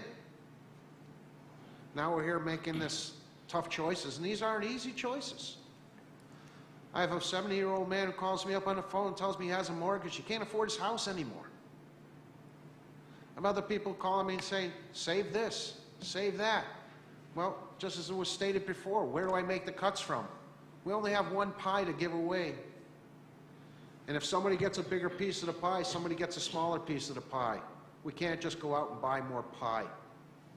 You know, when we run our household budgets, we don't go and spend everything we want to buy and then figure out how we're going to pay for it. We don't operate that way in our own lives, and we can't operate this way as government. It's not an easy thing to go through. It's not made me a better man for having gone through this process. I've become unruly, rude, obnoxious, and I don't like that, because most of the people I sit here, I work hard with, and most of them are my friends, and I don't like what I've become. The stress is crippling. It really is. This is a big mess for all of us to clean up. It's not easy. Some of us are going to get a report card in November. Some will be here, some won't be here. But this is not about partisanship. This is just about common sense and not spending money you don't have. And right now, we're preparing for the worst and hoping for the best. I mean, this is like going to the casino and putting all your money to bet on it without even seeing your cards. That's what doing a budget in this process is. It's broken. We should know what we're getting from the state before we ever sit down and try to put things together. That way we can do a better job to serve our citizens. But unfortunately, that system isn't in place, and we have to beat each other up, fight over nickels and dimes, when some of it we may not even have fought over at all if we know what was coming. You know, the governor's budget of taxing the hospitals, we know that wasn't going to come. You know, the other perks that the city manager had in there, we know that the other cities aren't going to let the education formula be all shuffled up and disadvantage themselves. There's more of them than there are of us. So we're probably not going to get that. That's just being a realist. But to, you know, I don't disrespect anybody who disagrees with this budget either. You know, everybody's entitled to their own opinion of what they feel, that they can look at the mirror at night when it's all said and done and say, did I do the best job I could? Did I try to serve all the citizens of Norwich the best that I possibly could by going through this budget? Well, like I said, this is like playing poker and throwing money around and not even seeing your cards. So I want to apologize for everybody or anybody who comes up short during this process. These are the cards we were dealt, and we're just left holding the bag, trying to do the very best we can under these circumstances. Thank you. Thank you, sir. All right, without any further discussion, those in favor of Exhibit 4, which indicates, if you vote in the affirmative, that you are accepting the 1.16 plus decrease. Those in favor? And those opposed? And so it is 5 to 1. Motion carries. Is there a motion and a second to bring on Exhibit 5? Alderman Martin, President Pro Tem, second. Is there discussion? Yes, ma'am. I've saved mine for the last. I like to offer my explanations via anecdotal scenarios, so if you'll bear with me for a few moments. I look at the city of Norwich as a bus that has been out of control. Somebody was asleep at the wheel. Somebody wasn't even driving the bus for a number of years. And now we have a bus. The bus is overcrowded with people. The bus is overcrowded with baggage. And the only way that the bus can move forward is by having a new bus driver. In November of 2015, the voters spoke loud and clear. Let me repeat that. They spoke loud and clear. They gave us a mandate to lower taxes. This is what we are attempting to do now. Are these difficult? Absolutely. Are they necessary? Absolutely. Some people are going to like it, some people aren't going to like it. But you know what? It's amazing what we can adapt to in our personal and professional lives when we are presented with challenges. I'm a senior citizen. I had my 74th birthday this week. I live on a fixed income. I don't have a mortgage anymore, but I have a daughter and a husband and a grandchild who, as Mr. Nash said, their taxes are now more than their mortgage. That's ridiculous. It's bad management from the get-go, and you can pick your get-go. It could be 2 years ago, 4 years ago, 10 years ago. We are obligated. We have contractual obligations. When you have an employee in a municipality or the government whose salary is $44,000 and their benefits are in excess of $20,000, do the math. We can no longer afford this. These are contractual obligations. We can't cut those. So our only options are to make other cuts, drastic cuts. So the analogy that I will make in closing is that we now have a new bus driver, 5 people up here. We're going to drive this bus on the route that was given us, which is lower taxes. Along the way, we're going to come across many, many bumpy roads. We're also going to come across crossroads where we have to choose. We're going to take the right fork, the left fork. We may get lost somewhere along the way. But our goal, and I think I can safely speak for my Republican cohorts on the council, our goal is to bring the bus to its final destination in a timely and fiscally responsible manner. There will be, I believe, additional adaptations of this budget. They may result in taking away more or adding more. But you gave us a mandate. You gave us the mandate. We are here to do what you elected us to do. So I hope that when all is said and done, that you will still support us in our very, very, very difficult decisions. Thank you. Is there further discussion? Yes, sir. Just going to repeat regarding the flat budgeting of the school board. I will be fighting to change that when we get to the final budget. I also wanted to point out that eliminating the swimming at Spalding Pond for just $38,000 is an irresponsible act. There's going to be swimming there regardless if there's lifeguards there or not. And I don't want to see us being opened to having the police run down there every couple hours to chase somebody away when it's 95 degrees out and our less fortunate residents have to go swim someplace and someone winds up drowning down there and we're now spending a few $1 million to settle a lawsuit because some 12-year-old child was down at Spalding Pond swimming and there was no lifeguards present. So I would strongly urge my council members to join me when we get ready to do the final budget to replace that money and again, restore at least a 2% increase to the school budget. Thank you. Anyone else? Yes, sir. I'm going to speak as well in favor of when the final go-around does come around. I do agree with Alderman Nash as far as Spalding Pond and swimming. Since I've been here, I've had 2 people drown. One was up north of the Greenville Dam, a gentleman who decided to go kayaking for the first time at night. Didn't work out so well for him, God rest his soul. And it took almost a week to find him. We had another gentleman that was pushed off underneath an underpass into the Setauket River before it hit the Thames. We spent a week looking for his body as well. Swimming is a life survival skill. I almost drowned when I was very young. Then I went on to swim competitively and did quite well. But I lived across the street from a park that had a swimming pool, so I had that opportunity. There isn't all that much for us in Norwich for the kids to do. I sit on the Rec Advisory Board, and to say that their budget has been strained would be an understatement. To say that their personnel isn't at the end of their rope would be an understatement. We have no community center.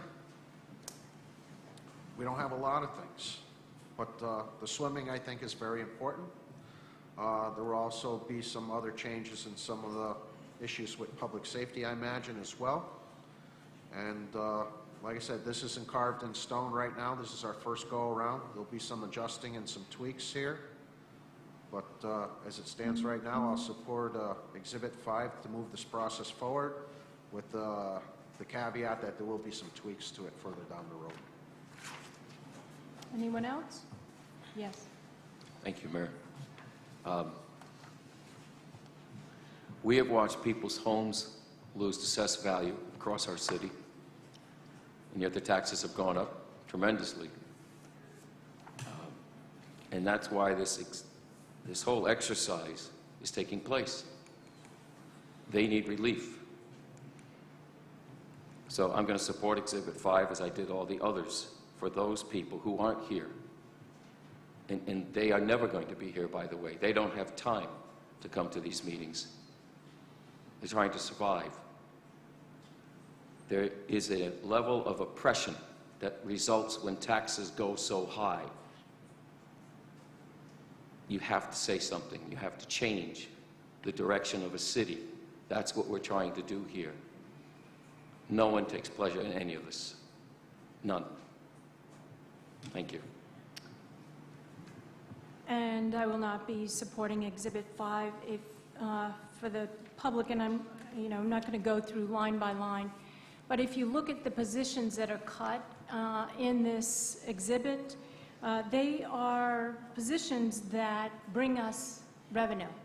The tax assessor's office, the civil engineer, those kinds of positions. So, in fact, Public Works just got an award from the COG to do road repair of over $2 million. And that was done because of the engineering department at Public Works. So as you're trying to figure out and let us know how you feel about these cuts, you need to understand that these cuts are in departments that are actually generating revenue. And that's why I asked that the grand list number be made public tonight, because you need to understand that while taxes are high, these cuts will affect many. And they will affect the income that is brought in and the revenue that's brought into this city. The idea of not having a rec department in a city of 41,000 people is unheard of. The idea that there is a rec department that has not had a director in all of these years is ridiculous. These are quality of life things. And while people may not be able to get here because they are working, and that is true, they can email. And so in these next few weeks, I strongly urge people to really take a look at each of these line items that have been put forward. I mean, cuts to Otis Library. Do you have any idea, does anyone have any idea how many people are at Otis Library every day and the services that they provide free of charge? When cuts were made to human services, they took on some of the jobs. I mean, it sounds all very well to cut taxes, and I'm a taxpayer, and my husband and I are getting old, and we're tired. These things matter. And it is not right to say that businesses are not coming into town, because shortly we'll be making some announcements of developers who are coming. And there are businesses in town who are working as hard as they can to expand their businesses. When we don't have enough police officers or fire marshals, the businesses that we are expanding will not be able to expand. So I urge you to be very cautious about looking at each single line item and who is being cut, which positions, to determine whether this is what you indeed want for your city. Yes, sir. I'd like to echo some of the mayor's remarks in my final statement before we vote on this. But I also want her to understand that quality of life means different things to different people. I have 3 jobs. I don't have quality of life. I go to work, I come home, I go to sleep. I race here at breakneck speeds for my job to get to council on time. I miss many of my committee meetings. I phone them in as best I can. I can make a couple here and there. I make very few of the events that we have in our amazing city because I'm working. I'm working to support a family because I can't afford to live here anymore. I moved just recently, and everyone kept saying, why are you staying in Norwich? You can't afford it. And I said, you're right, I can't. But I've been here for 31 years now. I'm a transplant from New Jersey. I love this city. I served this city for 18 years on its police department. I've coached at the local high school. I've coached youth football, soccer, basketball, any other sport that I could get my hands into. So when you talk about quality of life, I'm 54 and I have 3 jobs. And I barely squeak by. I'm not asking for sympathy, but I want everyone to understand something. Quality of life means different things to different people. And when you have to work 3 jobs, you don't have a quality of life that much. I enjoy my work, don't get me wrong. I enjoy my coworkers. I enjoy the look on my wife's face and my son's face when I have money to get them things. But I have to do that with 3 jobs. So before we start wondering, call me, please, text me, Facebook me, email me, do whatever you want. Tell me who you want, who you don't want. And I'll be happy to work with you for it. But the taxes got to come down. I don't know how we're going to do that with the grand list growing at 2%, but we want to give everybody 17%. But, okay, let's just add 14% to the tax rate. That'll take care of that. It's not going to work anymore that way. We can't keep going that way anymore. Businesses will come here because we have a great city. But if we don't have anyone living here anymore, why would they come here? Thank you. Yes. Thank you. The concern about revenue puzzles me. Previous councils waived fees from the building department for the Panema Mills project. Hundreds of thousands of dollars were given up. Why? Did we really need to do that? Give all that away? Would that have stalled the project? I don't think so. Project's going very well. To a large degree, a lot of work of our current mayor. But they gave up all those building fees. Hundreds of thousands of dollars. So if you're concerned about employees who generate revenue, maybe we should stop those kinds of decisions. Because they do cost people. They cost the taxpayers.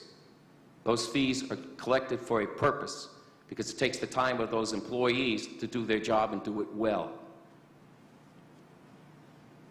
Thank you.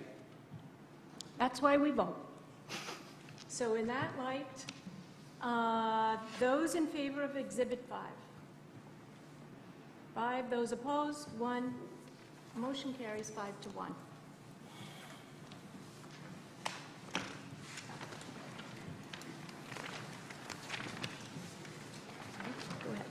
Relative to referendum in November with respect to renovations and additions to school facilities. Oops, excuse me.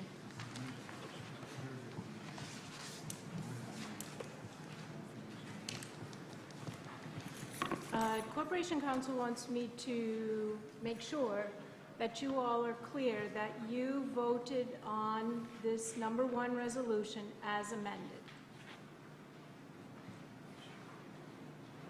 Okay? When that final vote then, that was inclusive of all of the amendments up to that point, together with that, that's how it's understanding. Thank you. So everybody's clear? Roger. Okay. And we'll proceed. Sorry. Relative to referendum in November with respect to renovations and additions to the school facilities. Is there a motion? Second, please. Alderman Nash, President Pro Tem, is there discussion? Yes. Thank you. I will not be supporting this resolution, and I have various reasons. I'll try to keep them brief. I look at the schools that remain, and I see quite a void on the east side of the Thames and Chatucket River no schools at all. I see our school children forced to travel on buses, should this come to pass, for extended times, maybe an hour and a half each way, morning and night, getting home to school and so forth. I understand it's all driven by cost and analysis and trying to maximize state reimbursement. And you'll hear about the discussion where you can only take one side of the school building down and you have to build out in that way to qualify for the most maximum reimbursement of that type of project. I get all that.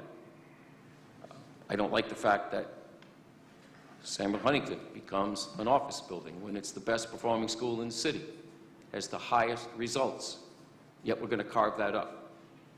I don't appreciate that. Years ago, we went through the closing of Greenville School. That had, and still has, some devastating impacts to that neighborhood, that area. And yet, if we all go down to 4, the areas of impoverishment in our community won't even have a school left. None of them. Maybe a 5th remains and Uncas stays open. We don't have a community center. But schools can serve that purpose, but we're going to take them away from those other areas as well.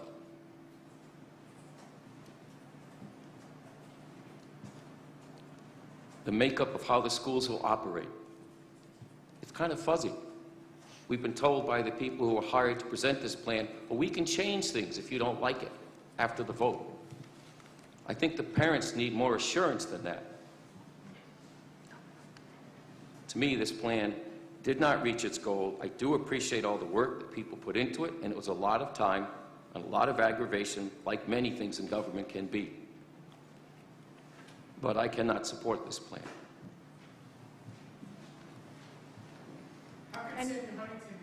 Please, sir.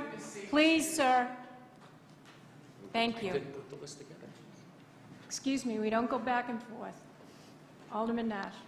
I'll agree with Alderman Nystrom. I looked at the plan and I don't understand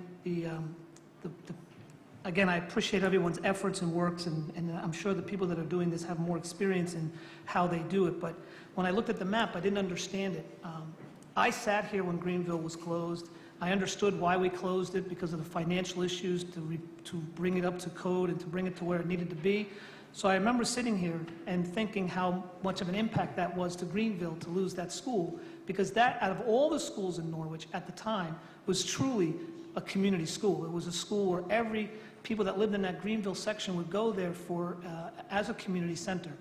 But when I looked at the map and I saw the schools that they designed that they were going to use, well, one of those schools sit on one of the largest pieces of commercial property we still own in the city of Norwich, and that confused me that they were going to keep that school. And then all the schools, like Alderman Nystrom said, the majority of them, other than Moriarty, were on the west side, and it was going to increase. I can't imagine it not increasing bus trips for kids that are coming out of Taffville and Ockham and the east side and stuff, going to these schools, giving them more time on the roads, which, you know, any superintendent I know labors over the weather issues and sometimes whether to close or not to close, or to delay or not to delay. And I only see adding more time on the bus trips as that being a more difficult decision for her or him, whoever's there, to make in the mornings when they decide whether they're going to keep the school open or closed. So I can't support this, because I just didn't understand the purpose behind the schools they chose and not chose, and so that's where I'm at. Any further discussion? Alderman Martin. Yeah, I also have a problem supporting this. It leaves more questions unanswered than answered, and that's not a good position to be in to make a major decision like this. I think if we're really unsure for this, we could also table this and get more information and bring this up at a later time, or if they want it to die right now, then it dies right now. But I'd like to ask my other council persons if they would entertain. Are you proposing a motion to table this? Yes. Is there a second? I'll second that. Is there discussion? No discussion? Okay. All those in favor of tabling this? Opposed?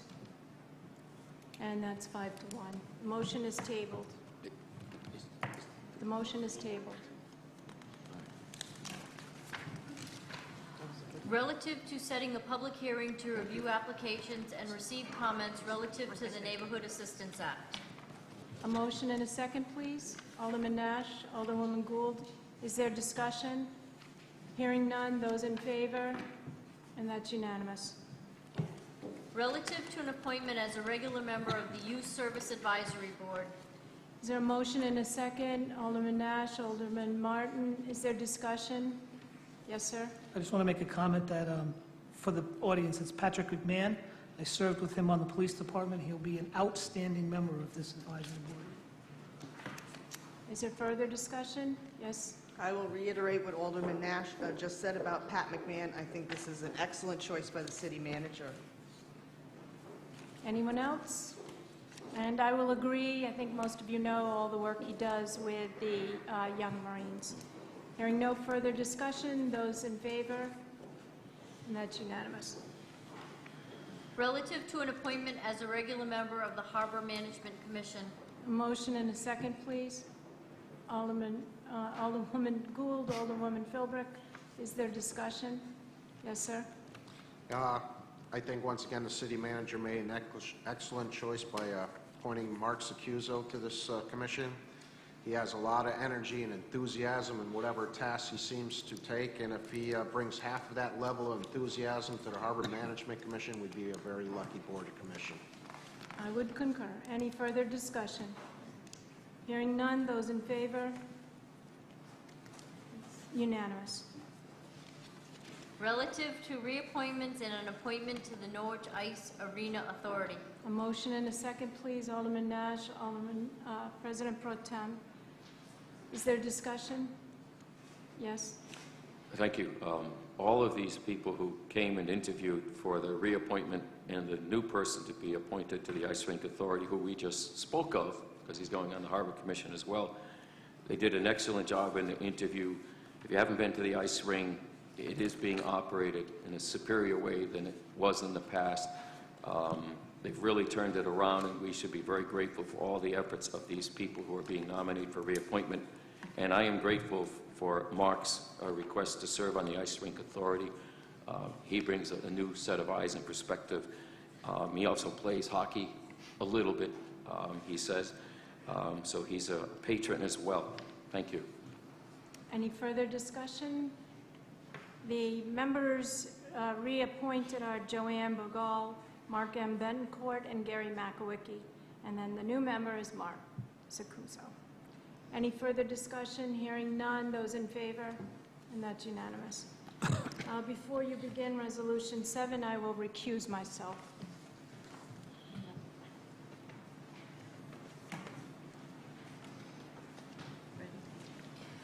Relative to an appointment to the Ethics Commission. Entertain a motion to bring it forward. Alderman Gould, second. Alderman Nash. Alderman Gould, I believe you have an amendment. I'd like to make an amendment to Resolution number 7. Do you have a second? Alderman Nash.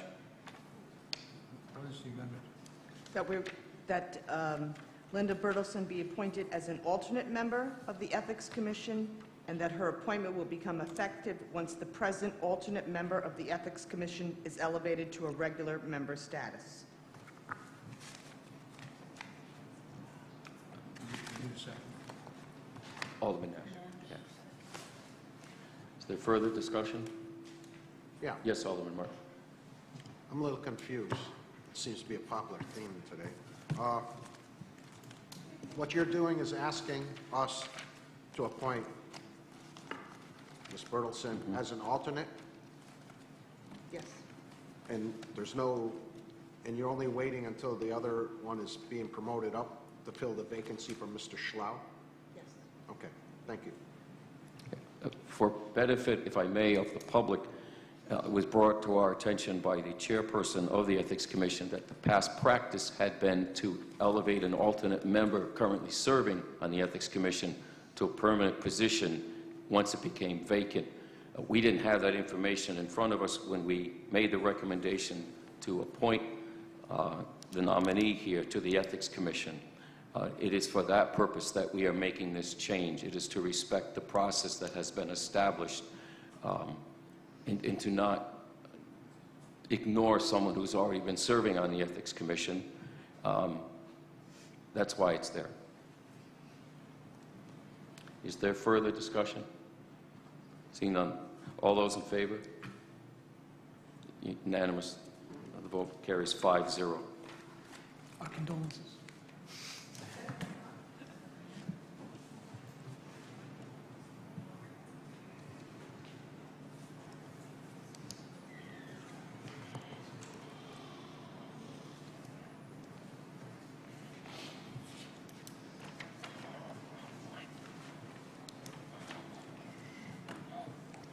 So number 8, relative to sale of 48 Hinckley Street.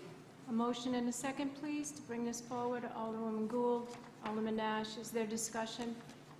Hearing none, those in favor? It's unanimous.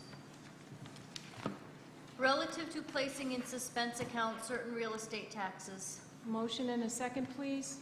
Alderwoman Gould, Alderman Martin, is there discussion? Hearing none, those in favor? It's unanimous. Relative to transfer and appropriate funds for the October 1st, 2018 grand list revaluation. A motion and a second, please. Alderman Nash. Alderman Martin, is there discussion? Hearing none, those in favor? And that's unanimous. I'll entertain a motion to adjourn. Motion to adjourn. Alderwoman Gould and Alderman Martin. All those in favor?